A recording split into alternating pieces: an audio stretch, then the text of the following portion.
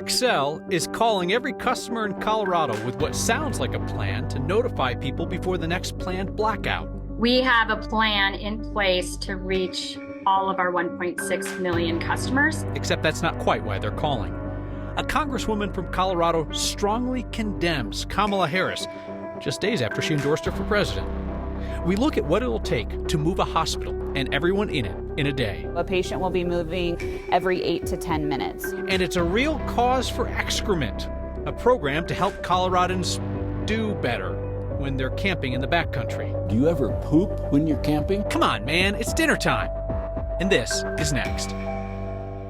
The next time your power is shut off on purpose, Xcel Energy is supposed to over-communicate ahead of time.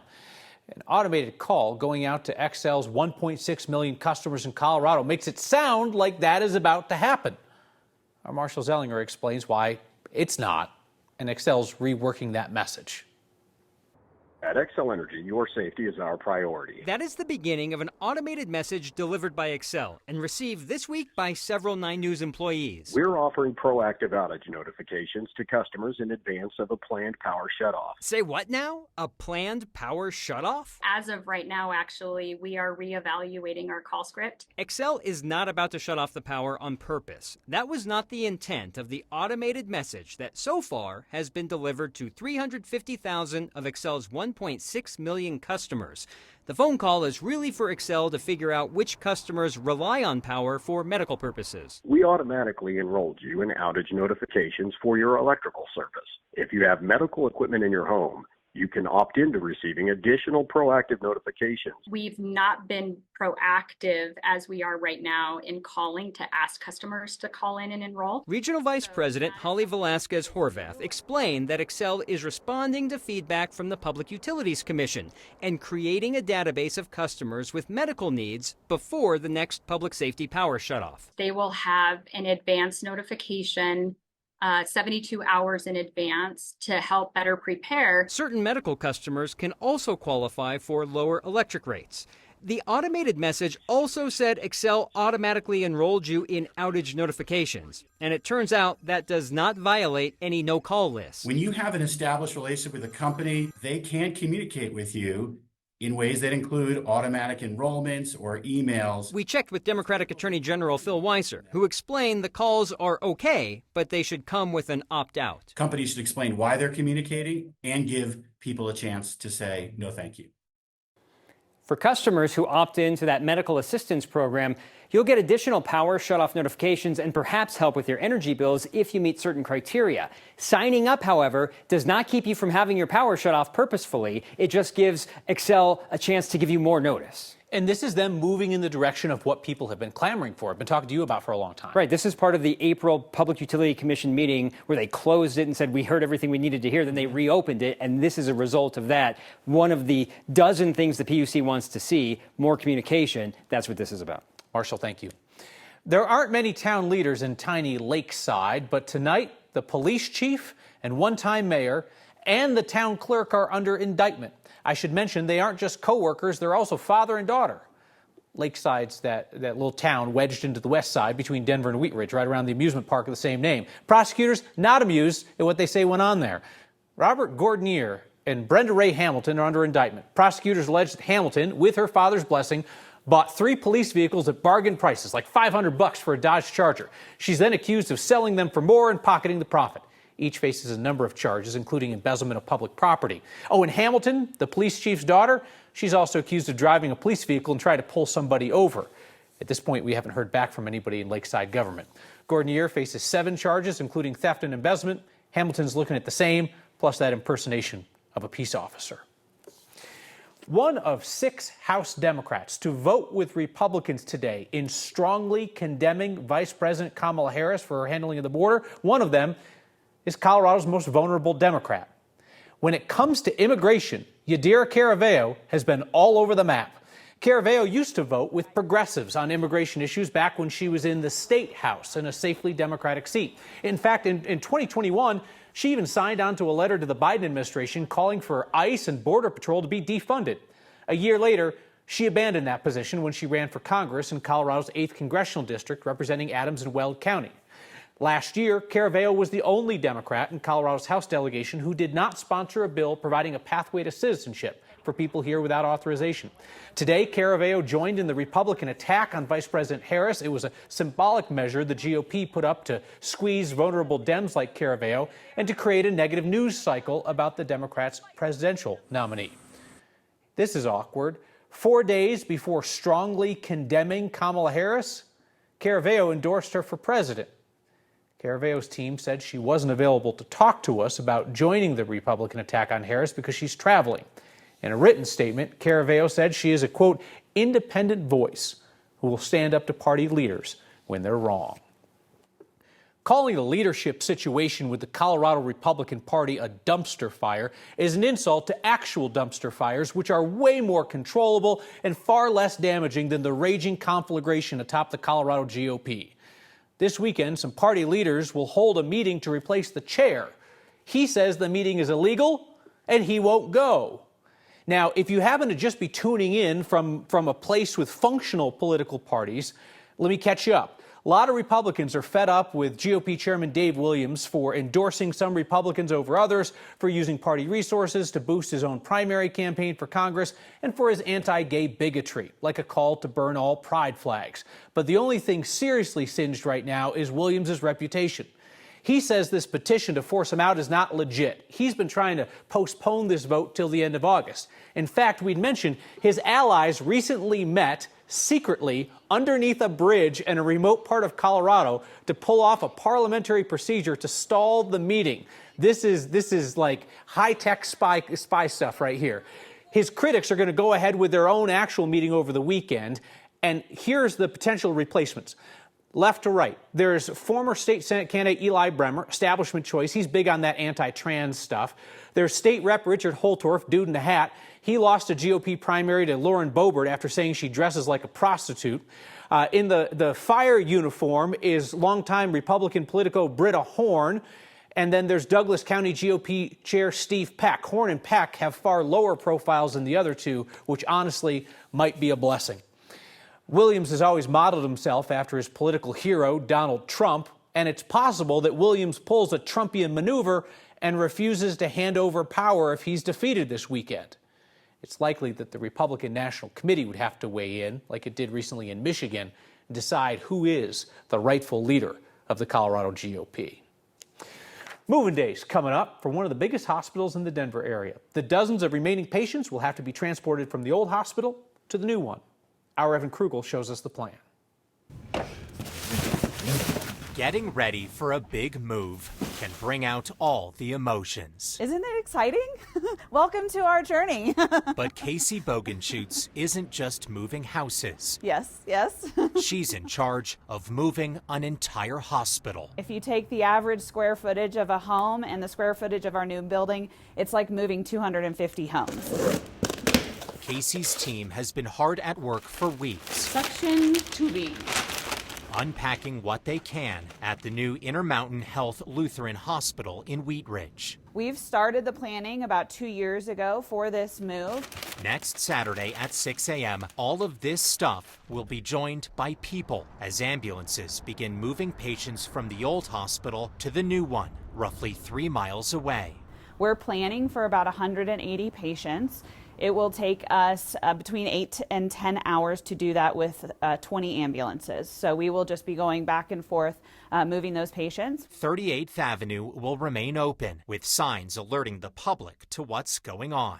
Because it could be alarming to folks to see so many ambulances coming back and forth and thinking, what is going on? The plan is to stagger patients based on how sick they are, including some who aren't even born yet. Every patient in our inpatient units, including the babies, will come over via ambulance on that day. And while Casey has moved before, yes, I have.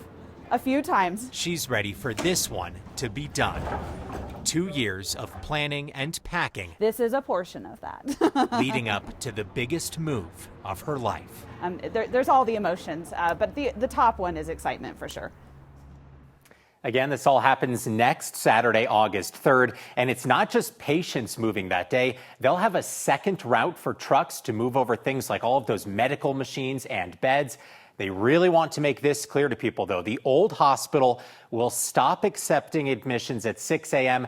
That's when the new hospital officially opens. Kyle? The choreography of it all is really quite impressive. But they're moving every patient that day, or they're moving some ahead of time? Yeah, it's really quite a dance. They're going to move all the patients that day, but there are some contingencies here. For example, a woman in labor will not be placed into an ambulance and taken over to the new hospital while that's going on. So they are letting folks stay at the old hospital until doctors and staff there decide that it's safe to move them to the new one. Really interesting. Evan Krugel, thank you for that. Grocery store mega merger is on the shelf for now, and it's because of what Colorado did. And everything these days is nifty and fun, except poop kits. The #1 backcountry rule, don't leave #2 lying around. The scoop on how an entrepreneur is handling Colorado's dirty little secret. That proposed massive merger between Kroger and Albertsons is on hold right now, while a lawsuit trying to block the $25 billion grocery deal goes to court. Colorado's Democratic Attorney General, Phil Weiser, filed that lawsuit in February. It claims that the Kroger and Albertsons deal would hurt competition and drive up prices. Trial is scheduled to start at the end of September. The injunction, which everybody agreed to, prevents that merger from going through until 5 days after the case if the grocery stores win. Kroger's identified nearly 91 stores in Colorado that would be sold if the merger goes through. It would be 89 Safeway stores and 2 Albertsons. Lauren Robinson, this week I have been using the smoky air as an excuse not to exercise outside, and I'm curious how long I can continue to use that convenient excuse. Well, you know, you might have a different excuse as we go into next week with temperatures in the upper 90s approaching triple digits again. Yes, we are bracing for another heat wave next week. This afternoon, it was pretty hot as well. We made it to 97 degrees so far at DIA. Areas like Fort Collins and out in Grand Junction made it into the triple digits. We saw those upper 70s, 80s, lower to middle 90s across the high country. So very hot out there. We're still pretty warm, 93 degrees right now at DIA. Sunny, a little breezy with winds coming in from the south at around 23 miles per hour. Now, we are going to continue to watch for air quality alerts across most of Colorado until midnight. This is going to be due to a mix of wildfire smoke and higher levels of ozone. So, yes, you do want to limit your activity outdoors, at least through the rest of the afternoon today. We also have some wildfire alerts. We have red flag warnings that'll be in effect for portions of Weld, Morgan, Adams, and Arapahoe counties. We're going to watch for high fire danger until 9 o'clock due to gusty winds and very dry air. Now, as we take a look at our HD Doppler radar, we have some very light showers all across the high country and western slope, but we're likely to stay pretty dry across the eastern half of the state through the evening. Overnight, we're pretty mild with those lows in the upper 50s, lower to middle 60s. And then tomorrow, we're going to see temperatures pretty warm again, lower to middle 90s across the urban corridor, 70s in the high country. The next few days, we're going to see those lower 90s all the way into the upper 90s as we move into next week. May I make a recommendation? Something that didn't come from us, but I really think is worth your time. If you're not familiar with the podcast The Gist, the host, Mike Pesca, talks American politics every weekday. Not really from like a left or right perspective, but more of a let's challenge what we think we know about this perspective. And he recently challenged me on how we conduct our debates and political interviews here. When you construct a question, are you looking to ask the hardest version of the question for the candidate to answer? That would show something. Or are you looking to ask the fairest version of the question? That was a good question about our journalism here. You can decide for yourself when you listen to the podcast if I gave him a sufficient answer. So on The Gist, we talked about how we prepare for our political debates, what hopefully makes them stand out from what you see elsewhere, and also what we make of the way the Trump-Biden debate on national TV was recently handled. We also get into why you, the next audience, keeps politicians coming back to this program, even though they know that they'll get tough questions here. Give it a listen for yourself. Full podcast is linked on the next social media channels and on the recommendation page of 9news.com. One of the biggest issues that people have with doing their business outdoors is they don't feel clean afterwards. Not really sure how clean I feel about this story, but it is important for Colorado's environment. No ifs, ands, or buts. Colorado has a nasty little secret. hidden in forests and on mountains all over the state. It sits in wildflower-covered meadows, lies just underfoot the boulder fields of 14ers, threatens to trickle down to pristine mountain streams. Our Ann Herbst spent some time in Gunnison County, where folks are trying to cover up, in a good way, some dirty business. Colorado is perfection. Look at that. Jake Thomas it's great. is totally into it. Yeah. But Jake's also onto the state's dirty secret. Everybody was talking about the poop problem. Jake knows more people are outside playing and pooping. Oh my gosh, the aspens up here is so great. The Colorado Tourism Office backs him up, tallying 4.6 million outdoor overnight trips in 2022. Probably the grossest things that I've seen is dogs who come in contact with human poop and then bring it into a tent. Yeah, it's awful. Talk about ruining your weekend. So Jake came up with a better way to bury human shit. Shovel, so you can load it as needed. So packed wipes are stored in this little Pez dispenser style tray. This is a more sustainable, get you cleaner alternative to toilet paper. And the magic tablet. But using fungi to break down waste, that's awesome. And so you take 3 of these packed tabs after you poop in the hole and you put them in there and let nature do the rest. Packed kits have blossomed like a Rocky Mountain wildflower. Well, pooping is something we do every day. Why would you not have something that's grab and go that you can throw in your pack? Tourist organizations and trail associations all over Colorado pass them out. How's that for a business model? Give your product away for free. So what can I help you for here? David Eggenbrotten at the Crested Butte Chamber Do you ever poop when you're camping? is ready to tell anyone who'll listen. You dig your cat hole, you put in the microbe. So it's a gift to you from the state of Colorado and Gunnison Tourism and PACT. The initiative is called Do Colorado Right. DOO. And that's do with 2 O's. It's important for protecting our tourism economy and all the jobs. It's important for taking care of our environment, our waterways, and our wildlife.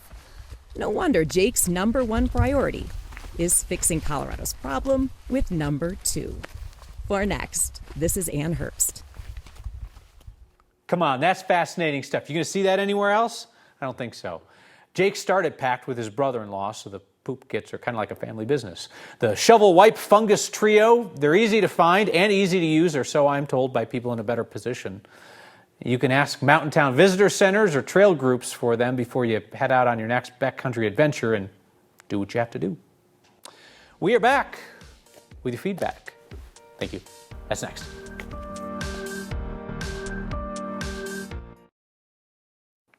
Feedback from Ross in Loveland tonight, who writes, "Thank you for defending the reputation of dumpster fires." Ross says their social standing should not be tainted by comparisons to dysfunctional humans. Right, Ross? That's what I'm thinking. If the leadership of the Colorado Republican Party were an actual dumpster fire, then 1 or 2 firefighters long ago would have put a hose on that sucker and it would have been taken care of. The fact that it still rages on months after it was exposed suggests a problem of a different sort. Speaking of problems, this from somebody on Twitter tonight: Kyle's inability to form a facial expression is an art form. We got a good laugh out of that in the office because around there I'm constantly getting dinged for the fact that I can't hide my facial expressions. The good newscasters can. They can say the most absurd things completely straight-faced because that's the news.